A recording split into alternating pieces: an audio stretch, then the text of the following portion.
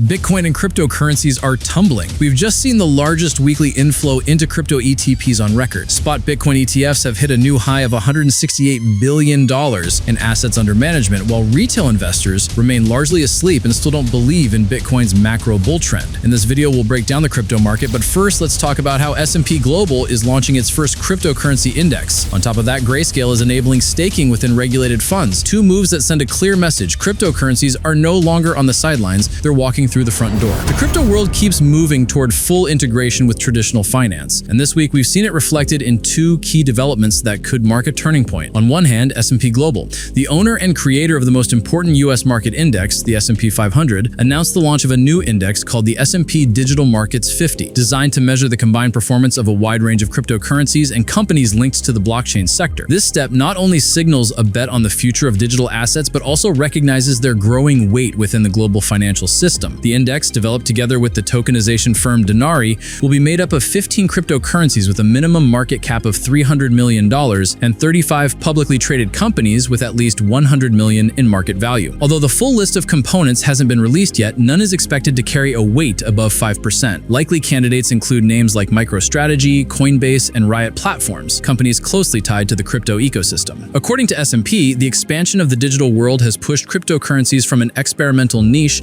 to a stable place within global markets. Practically speaking, an index like this can serve as a benchmark to measure the sector's performance and even as a base to create investment funds like ETFs that replicate its behavior. The creation of this crypto index will attract greater liquidity and both institutional and retail investment, and anything that brings stronger inflows into crypto demand will, of course, be more than welcome. In the same spirit of expanding capital inflows into crypto, another big headline comes from Grayscale, one of the world's leading crypto asset managers. The company has taken an important step by enabling staking within its exchange-traded funds, becoming the first US issuer to offer passive income through regulated products tied to cryptocurrencies. But simply, staking means locking up a certain amount of crypto to help validate transactions on a blockchain network and earning periodic rewards in return. It's a way to generate passive yields, similar to earning interest, but inside the crypto ecosystem. The funds that already include this feature are the Grayscale Ethereum Mini Trust ETF and the Grayscale Ethereum Trust ETF, the first spot crypto ETFs listed in the United States to allow it. In addition, the Grayscale Solana Trust has added staking as well, though it's still awaiting regulatory approval to trade as an ETP, which would make it the first Solana product to do so. Grayscale's goal is to let investors participate in the growth of networks like Ethereum and Solana while staying within the structure and safeguards of a regulated fund. Although these funds hold real cryptocurrencies in their portfolios, they don't represent a direct investment in the assets themselves. Instead, they aim to mirror performance within a legal framework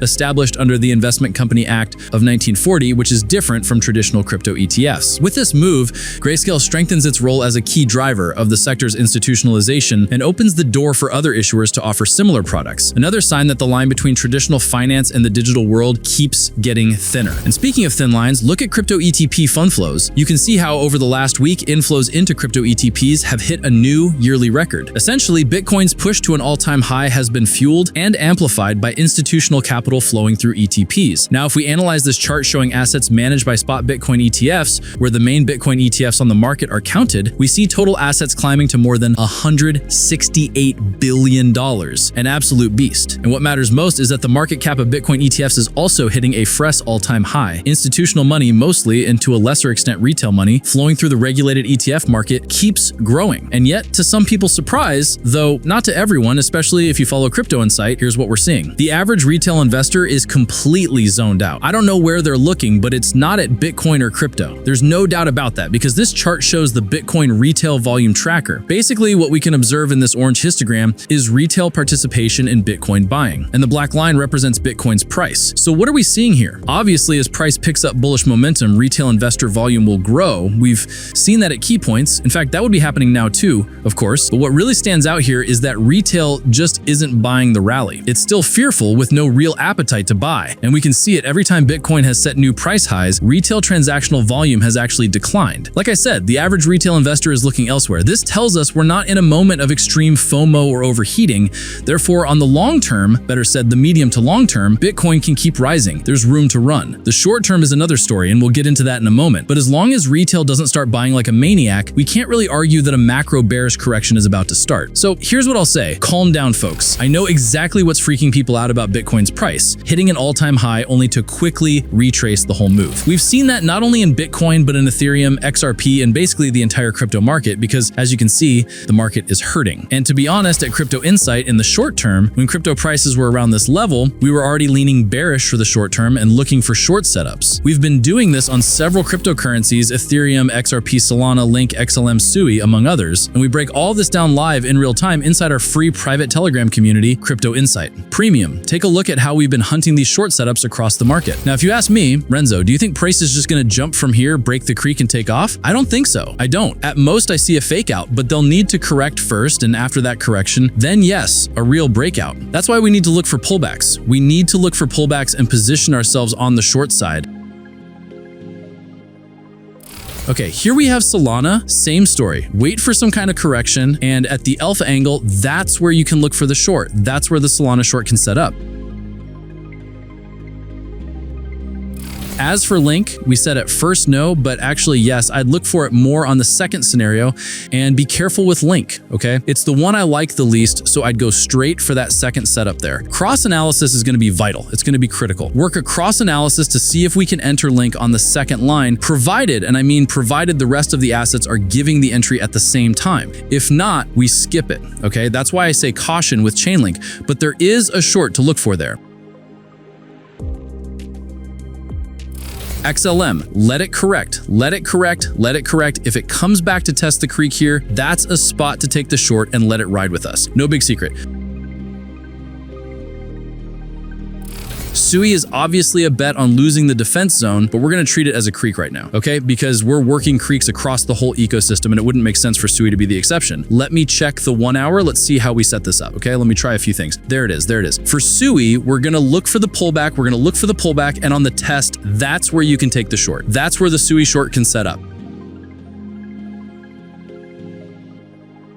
As you've just seen, the crypto market has been offering great intraday short opportunities in futures trading. We spotted them across several cryptocurrencies. All of this is possible thanks to more than 14 years of hard work and experience in the financial markets industry. I want to introduce you to our private Telegram channel, which is completely free. In fact, at the time of recording this video, we're also live streaming for the community. During these live sessions, we look for trading opportunities in the futures market. We focus on intraday trades, and within this community, members also share their operational ideas, what they're working on, and what they're looking for in the markets at any given moment. It's honestly very interesting. This community is constantly learning and improving. So if you're an active trader and tired of trading alone, you can join our community. It's very simple. The requirements are as follows. You need to be a user of BitUnix or BuyDFI, have deposited cryptocurrencies into your BitUnix or BuyDFI accounts with a minimum value of $100.00, and use this account as your primary futures trading account. In other words, you need to be actively trading. Once you've met these requirements, simply fill out the form displayed on the screen. It consists of just 5 simple questions, and we'll get back to you as soon as possible. I'm leaving you the BitUnix promo details and the Crypto Insight Premium Access form in the description and pinned comment of this video.